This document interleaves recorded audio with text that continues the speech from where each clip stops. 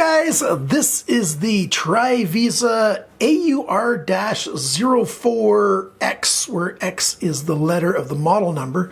This one's the L, so you'd think that there's a bunch of these, but there's only like 3 listed either on the TRIVISA website or on White Mountain Knives or on Amazon, and it's the same 3 on all those places. Looks like there's just these 3 models out there, and that's what we're going to talk about. Yeah, I didn't do my regular intro. There's some things going on in my life, and yeah, things aren't great right now. And so I'm just skipping past some of that stuff. And this video won't be quite as in-depth or quite as long as I usually do. And hopefully you don't think I'm mailing it in, but to some degree, yeah, I'm just going to be giving you the bare minimums, and it won't be as extensive as a video. I'm not going to do a teardown, and you'll just have to wait and see how this review goes and what I think of this knife. I've told my financial supporters, Patreon, YouTube members, what's going on. For those of you guys that are in that group, it might not be quite as bad as I thought it was going to be. It's still going to be a while before I figure out what's really going on and how much it's going to cost me to get through this. So for the rest of you, well, if you were one of my supporters, you'd know exactly what's going on. Don't sign up right now. I'm not accepting any supporters or no support right now. And so there you go. This knife, it's TRIVISA.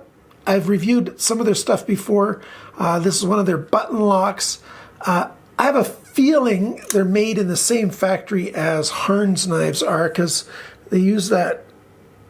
Harnes likes to use weird fonts on their stuff, and they've sort of got a sort of weird font right here on the steel type right here, and it is 14C28N. And like I said, this knife comes 3 ways. It comes this way. This is the lowest priced version. And for $1 more, you can get green micarta with a hash or a square milled section in it. So it's got even more grippiness than this. Or you can get it with black micarta and a black wash blade for another $1 more. And well, what is the price range on this thing? Let's just go over it. White Mountain Knives, $58.99 to $61.99. Amazon is $1 less, but on White Mountain Knives, you save 10% with coupon code CCE. So if you're in the United States, definitely you probably want to be getting this from White Mountain Knives, unless they don't have the color you want in stock. And I've got an Amazon link down below as well. You can also go to TRIVISA.com. It's the same price that White Mountain Knives has for all 3 of their different models. So yeah. After your 10% savings, this thing is, what, $53.09 US, and Americans get free shipping. So, yeah, it's not an expensive knife. Like I said, this thing is 14C28, and we've got a stonewash finish on this guy.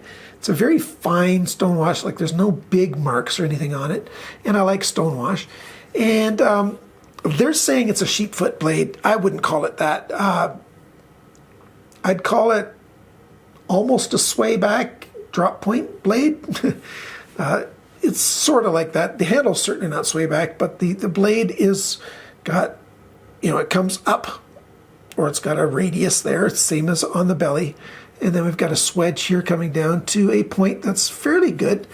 And it's not super thick, and it's less than 20 thou right here at the edge. And we got a little bit of jimping on the spine. It's good jimping. I wish that jimping went further, as I always say on knives. It's okay if you're just holding it back here, but we've got a forward choil.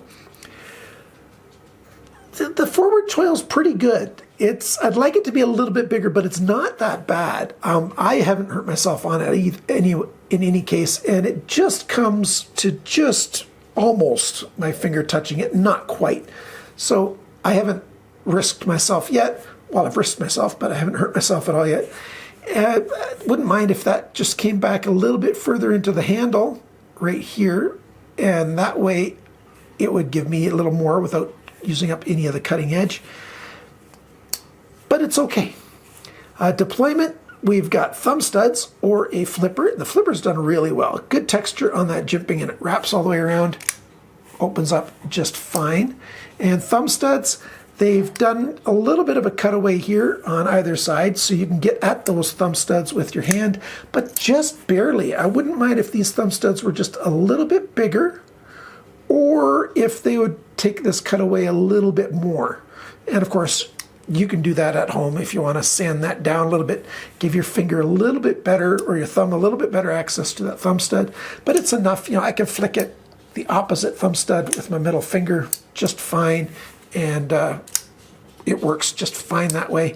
Right or left-handed, it is, well, just, I haven't been playing with it with my left hand very much, even though I grew up left-handed. But it's ambidextrous, right and left.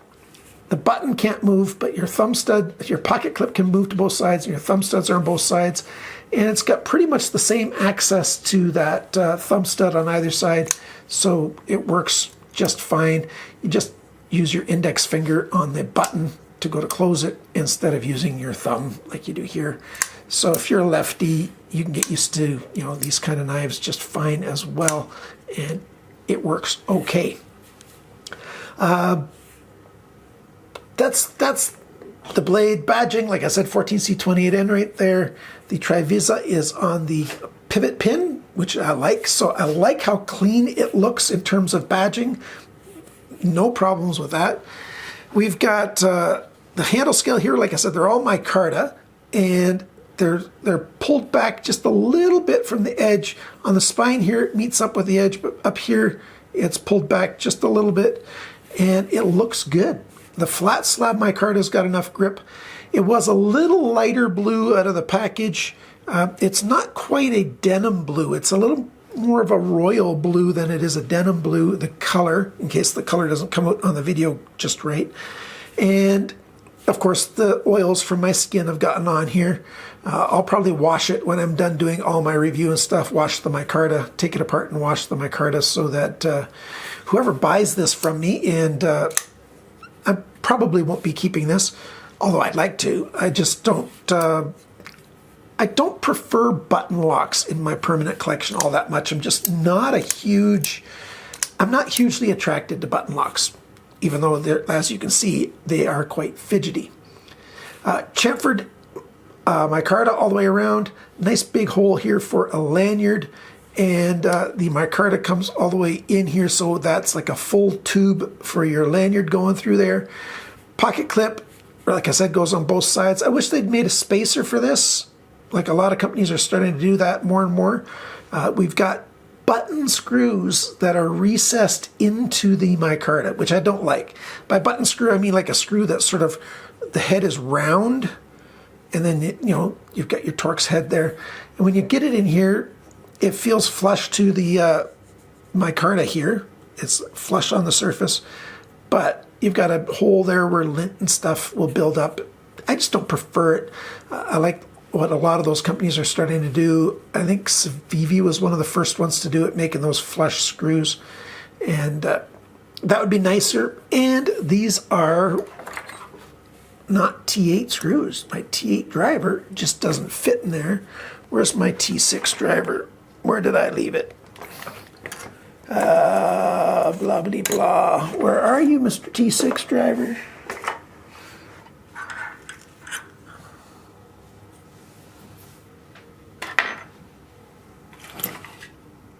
There it is. Oh, okay, found it. Now, let's see how good these screws are. Oh, they're actually quite good for T6. The driver sinks in a decent depth, and you get good grip. Like, that's not flexing very much there, so that's a good thing. The screws are flush for the pocket clip, and they've got a little more play in them, as you can see on how far I can wiggle this. So yeah, I don't like those kind of screws that much, but being flush is kind of nice with the pocket clip. And the T8 screws up here, very little play in these either, which is a nice thing. And I think these are T8 thumb stud screws. Yeah, there you go. So that's pretty good. And what am I going to do next? How's it feel in the hand? It feels pretty good in the hand. I kind of like it. It's a bit narrow this way. but it feels pretty good. It's a little over half an inch thick this way. Feels nice. Reverse grip's okay. And you've got that forward choil that feels pretty good. And there's no sharp edges anywhere where you don't want them.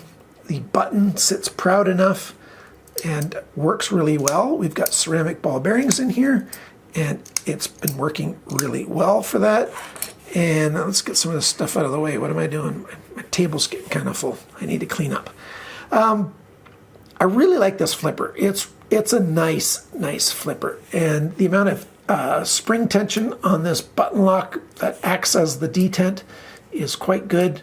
And when I've got it, see, sometimes when I go to close it, it bounces and then bounces back open if I don't stop it just at the right time.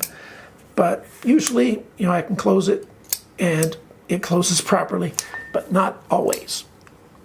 And yeah, so there's that. What else was I going to talk about? Balance point, it's right there. I wouldn't mind if it was a little bit further forward. There is some skeletonizing. Let's see. You can sort of see in there a little bit. I'll take one of the handle scales off. I'm not going to take it completely apart. We got phosphor-bronze cages for those ball bearings and stuff. And it's okay. Blade alignment, yep, pretty close. It's a little bit off on what's the current pocket clip side. That's the side it was on from the factory. So that's not, it's pretty close. It's not bad at all. Kind of like that. And it feels good in the hand. How well does it cut? Well, it's got a good tip for piercing, and it's got a good belly and edge here for slicing and cutting. I got a score of 155 bests on the sharpness, which is quite good.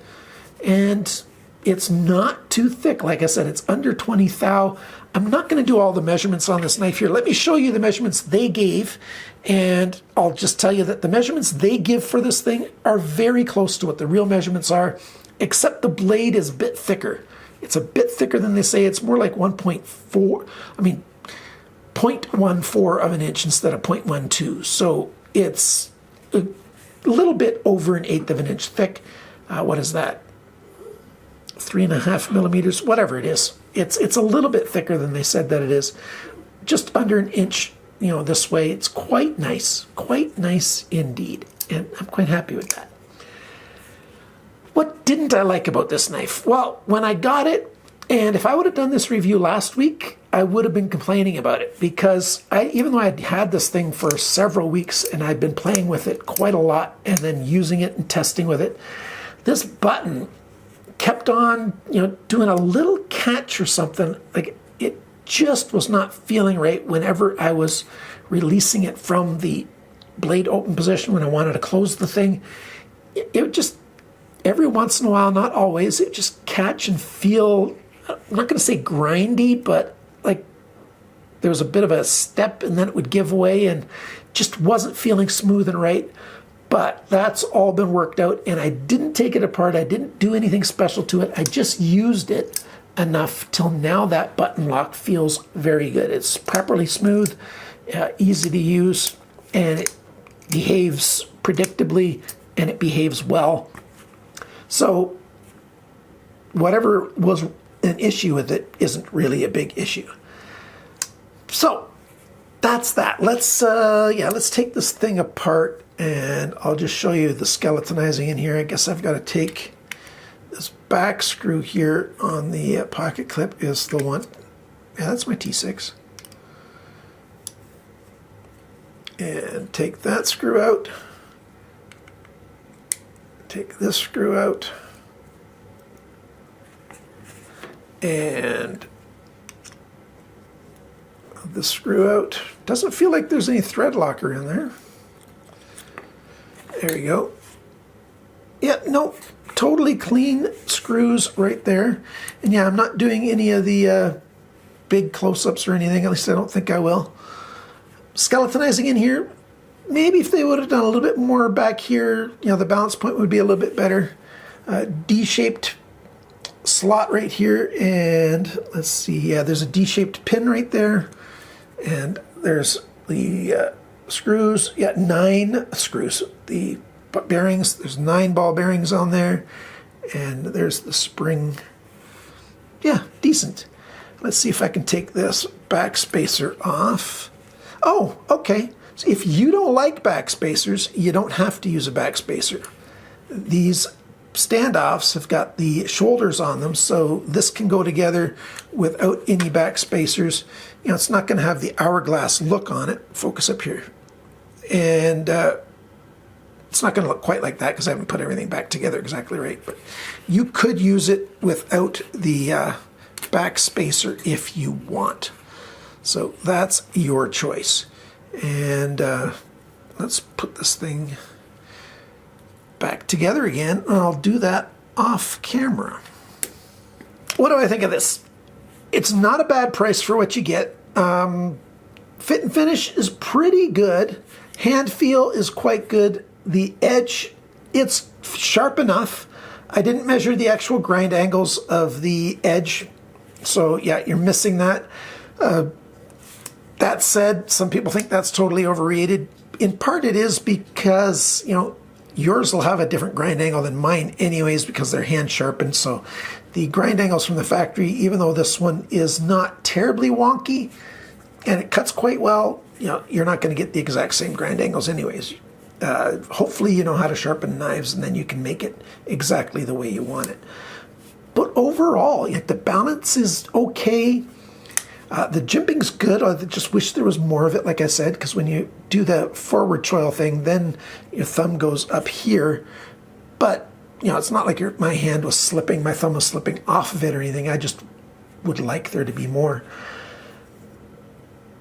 Micarta, I really like micarta. This is not a super common color, so if you want something that's, you know, a little less common than a lot of knives out there, this might be the blue that you want, or you might want that sort of OD greenish, darker greenish kind of color. It's not quite OD green, it's a little darker than that. Or the black with a black wash blade, that's just fine. You know, 14C28N is good. Screws, it's not that big a deal because these T6 ones are actually fairly well made, and they've got a deep enough head on there that you're less likely to strip them out, you know, except for here on the pocket clip. The pocket clip ends coming up like this, but it's still fairly comfortable in the hand. I didn't find it uncomfortable.